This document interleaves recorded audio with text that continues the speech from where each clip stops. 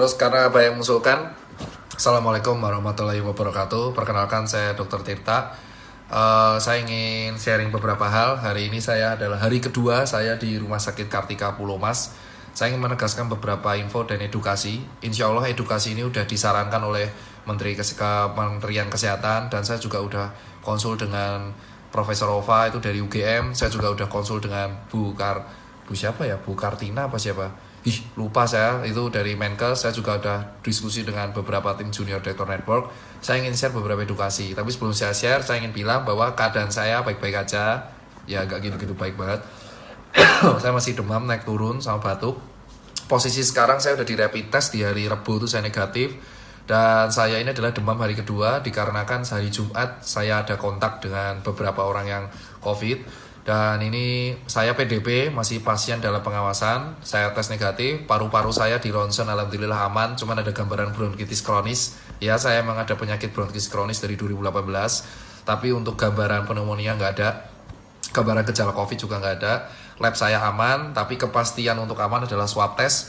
Swab testnya nanti ada di hari Senin atau Selasa. Insya Allah tolong saya mohon doanya semoga aja swab test negatif, sehingga saya nanti bisa keluar bersama kalian lagi untuk berjuang. Tapi tetap dalam rumah sakit, saya masih melakukan berbagai kegiatan. Saya masih mengkoordinasi untuk pengiriman APD.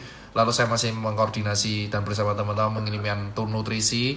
Dan saya tetap rutin membuat edukasi ke masyarakat. Nah, ini umpung saya ingin buat ini di Instagram TV. Edukasi yang saya ingin sampaikan adalah pertama, tolong buat teman-teman, dan ini udah saya konsul dengan kementerian dan kawan-kawan ya, bahwa yang pertama, tolong buat yang di Jakarta, jangan mudik terlebih dahulu. Kenapa? Karena dengan kalian mudik, bukan saya itu melarang kalian untuk bertemu dengan keluarga, itu bukan. Tapi apa? Posisi Jakarta itu adalah epicentrum corona. Semua itu bisa saja kena, tapi tidak menunjukkan gejala. Seperti yang dikatakan oleh Belva, staf sus presiden, yang juga CEO Ruang Guru dan founder Ruang Guru, mengatakan bahwa dan sesuai jurnal bahwa sebenarnya separuh dari corona itu tidak bergejala atau asimptomatik. So, kalau kalian pulang ke kampung, mungkin imun kalian kuat, tapi yang kampung itu bisa jadi ketularan. So, lebih baik kalian di Jakarta. Jadi kalian di rumah aja gitu. Terus kedua, dok kalau saya kerja gimana? Nah, sesuai saran dari Belva, bahwa ternyata penggunaan masker kain itu dari jurnal-jurnal paper terbaru ternyata efektif untuk mengurangi penularan sampai 70%. So, buat teman-teman semua, orang awam yang masih kerja bisa memakai masker kain untuk aktivitas sehari-harinya, sehingga tidak perlu repot-repot membeli masker medis yang dipakai sekali. Maafkan, batuk saya masih ada. Rumah sakit saya tuh infus. Jadi sehingga masker medis bisa digunakan untuk orang-orang medis, dan kalian yang masih kerja di luar bisa menggunakan masker kain. Gerakan masker kain ini menurut Belva yang tadi udah di live, bisa dilihat di Insta live saya, sudah juga di-share dari paper-paper. Itu ternyata beberapa bahan bisa mengurangi potensi menularkan infeksi COVID-19. So, buat teman-teman awam bisa beli masker kain, karena penggunaan masker kain ini juga bisa untuk meningkatkan daya beli masyarakat ke brand lokal dan meningkatkan vendor-vendor brand lokal. Terus yang ketiga adalah tolong buat para influencer, saya mengucapkan terima kasih banyak banget buat influencer Atta Halilintar, Ria Ricis, Reza Arab, Raquel Venya, Sarah Gibson, terus habis itu ada Indra Bekti, lalu ada Amazing, terus ada Ridwan Hanif, banyak banget yang telah membantu donasi. Nah, bahkan Ridwan Hanif mau jual mobilnya. Oh my god, Ridwan Hanif, lu terbaik banget. Aku terima kasih banyak banget. Influencer supaya donasi ini terarah. Jadi gini, saya ingin menerangkan kepada influencer bahwa kita itu ada 5 hal yang dibutuhkan. Yang pertama adalah APD.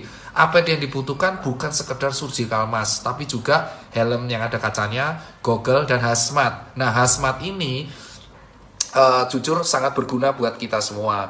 Yang kedua adalah nutrisi buat tenaga medis. Tolong bisalah buat kalian teman-teman orang awam, bisalah jika kalian menemukan fasilitas kesehatan di sekitar kalian, di sebelah kalian, puskesmas, klinik, rumah sakit swasta, mereka tuh kurang makan, tenaga medis tuh kasihan banget. Kasihlah mereka madu, kasihlah mereka vitamin. Terus yang ketiga adalah buat teman-teman yang sudah dikasih libur, tolong di rumah aja. Kalau kalian keluar itu mending jam 10 ke atas untuk kena sinar matahari. Tapi nggak usah lama-lama, 15 menit itu udah cukup. Dan kalian jangan untuk nongkrong-nongkrong, jangan kalian main-main dan malah liburan. Dan keempat, tolong cuci tangan yang rajin. Cuci tangan dalam waktu 6 langkah seperti tutorial udah di-share di YouTube dalam beberapa hal. Sebelum masuk ke rumah cuci tangan, sebelum megang anak cuci tangan. Dan berikutnya adalah untuk cairan disinfektan. Cairan disinfektan itu sesuai dari arahan dokter-dokter adalah yang digunakan untuk menyemprot alat-alat. Jadi kayak yang di jalanan itu harus pakai APD lengkap karena dia mengandung cairan klorin atau H2O2 dan cairan-cairan seperti mirip pemutih dan alkohol. Itu kalau kena tubuh bisa berbahaya. So buat teman-teman yang mau nyemprot masjid, mau nyemprot bis, mau nyemprot kereta dan teman-temannya itu tolong banget tolong memakai APD yang lengkap. Dan buat yang pakai chamber, disinfection chamber, saya sarankan jangan memakai pemutih, jangan memakai H2O2. Kenapa saya bilang?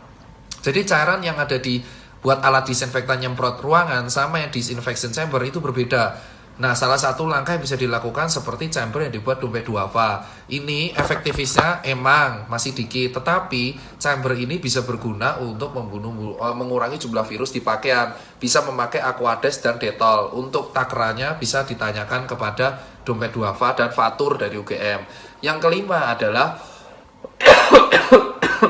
buat teman-teman semua sekalian, ini saatnya kita untuk tidak saling menghujat satu sama lain. Kritik boleh tetapi diucapkan dalam bahasa yang sopan. Dan buat teman-teman tolong jaga diri di rumah, jaga kesehatan. Kalau kalian ada gejala kayak saya, kayak seperti demam batuk, entah itu corona atau enggak, beware, langsung jaga diri, bed rest, dan minum vitamin, minum suplemen, dan karantina di rumah. Jika selama 3 hari demam Anda nggak turun, langsung ke rumah sakit dari puskesmas terlebih dahulu. Jangan langsung tiba-tiba ke rujukan. Jadi standarnya seperti ini, Pak. Di Indonesia